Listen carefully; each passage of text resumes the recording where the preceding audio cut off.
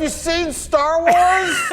There have been 10 Star Wars projects announced, from the Rogue Squadron movie up to the new shows and series that are coming to Disney+, and today I want to rank all of these new announcements from the most excited show that I have and to the one that I'm kind of least excited for as well. So let me know what your ranking is in the comment section below, because I want to see which show everyone is looking forward to the most. But like I said, we're going to start from my least excited to my most excited. We have 7 shows to get to, and without further ado, let's just get right into them.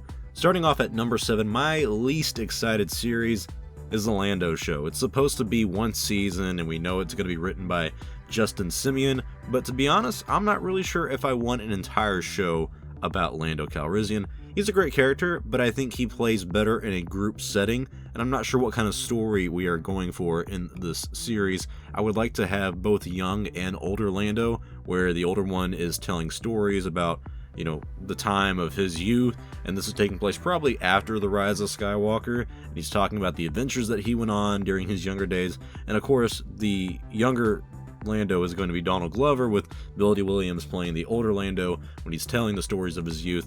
I think what would make this a more interesting show is that if we kind of follow the storyline that we had from Solo, A Star Wars Story, where Lando is dealing with the underworld crime lords like Darth Maul and his new partner Qi'ra. We've talked about this earlier this year. I think I had an exclusive scoop on that Lucasfilm was actually bringing Darth Maul back to live action, and now over the past few months we've learned that the reason they're doing that is to continue the story from Solo, A Star Wars Story, and I think this series would be a great way to reintroduce us, the audience, to that story. There's a lot of free room for Lando in the Star Wars universe, but I just don't think he needs his own story and show, and that's why he's honestly my least favorite from these new shows, but I'm still going to be watching it. It's not like I hate the idea, I just personally wouldn't have made this decision.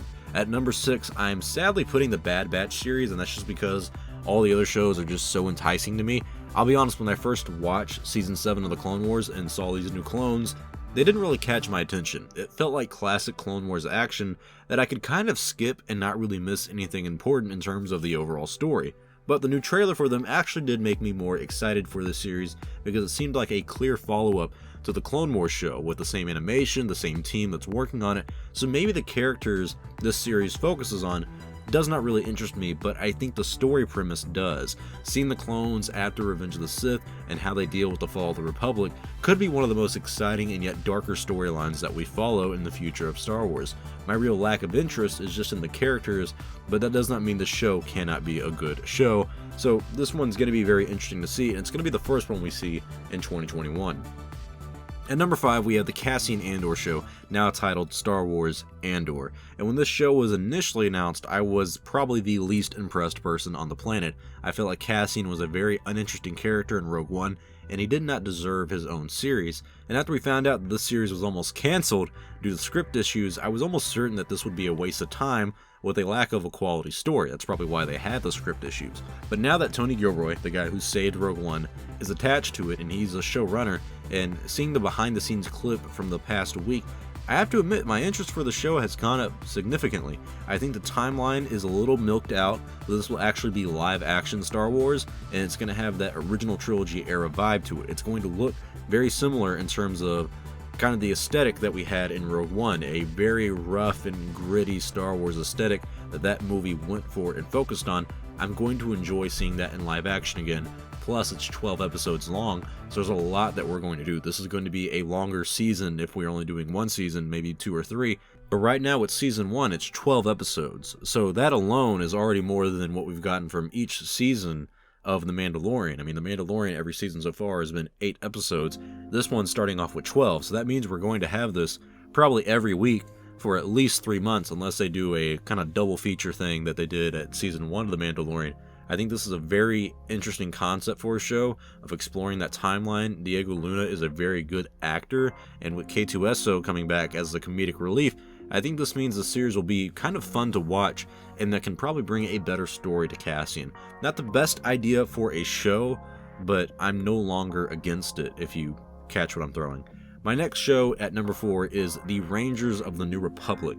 I'm so happy we can explore the New Republic, because this sounds like the cops of the new government going around the galaxy and doing the good deeds of protecting the world and the citizens. It takes place during the same timeline as The Mandalorian, and the fact that it's executive produced by both Jon Favreau and Dave Filoni, in my opinion, means it's going to have the best creative minds behind Star Wars that we have working in Star Wars today. It also explores a newer timeline between episodes 6 and 7, that 30-year gap, meaning there's a lot of creative stories to tell.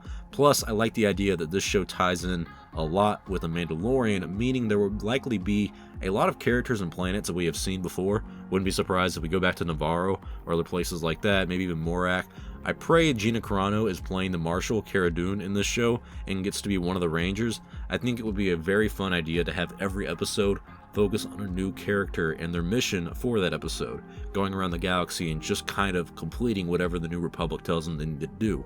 And this is a great concept for a show that I think the people behind it will have my full trust. So that's why this one is kind of one of my top 5 ones, even though there's only 7 to rank. This is the one that really caught my attention in terms of I like the timeline, and I like that they're being a little bit more bold with this stuff.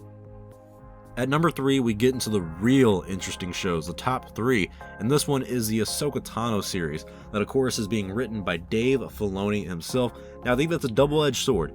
Dave needs to be the one in charge of Ahsoka's future, but I also think there are some writing critiques that I have for the man. He has written 2 episodes of The Mandalorian, and the first one, Chapter 5 of Season 1, did not like remotely. Paid off a little bit in the end, but the one he wrote with Ahsoka, I believe it was Chapter 10? Or no, not Chapter 10, maybe Chapter 12 or 13, but it was called The Jedi, Season 2, and it was a very well-written episode.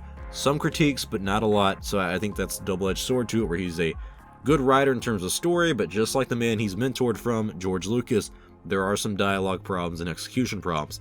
But this is also the same time as The Mandalorian, same timeline as also Rangers of the New Republic. So I imagine a lot of these central storylines will cross over with each series, and I think the entire premise of this specific show will be Ahsoka hunting down Grand Admiral Thrawn and trying to find Ezra the Jedi. I'm 100% confident too this series will have multiple seasons. I think they're really going to bank a lot on Ahsoka's popularity, and they're going to explore more about Ahsoka's connection to the Force. If she does find Thrawn and Ezra too, that will change everything about our storyline.